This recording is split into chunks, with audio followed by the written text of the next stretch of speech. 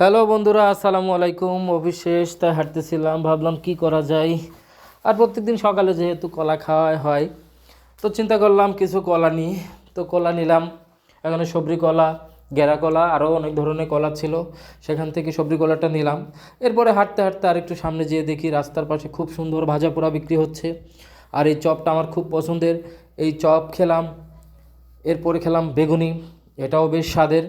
বড় বড় দুইটা মরিচ নিলাম, মরিচের স্বাদ আরও ভালো লাগলো। খেয়ে মুখে দিয়ে বললাম ওয়াও। এরপরে চলে গেলাম আর এক চাচির কাছে। চাচি খুব সুন্দর পিঠা বানায়, 3 ধরনের পিঠা এখানে বানাচ্ছে। একটা হলো পাকান পিঠা, আরেকটা হলো মুরগির পুর দিয়ে একটা পিঠা লাল টাইপসের, নাম আমার জানা নাই।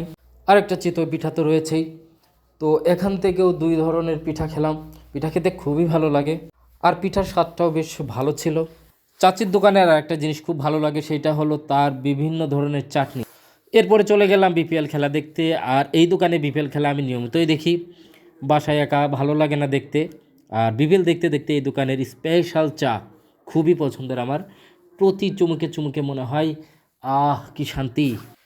তো আজ এই পর্যন্তই, সবাই ভালো থাকবেন। এটাই আমার সাধারণ ডেইলি লাইফ।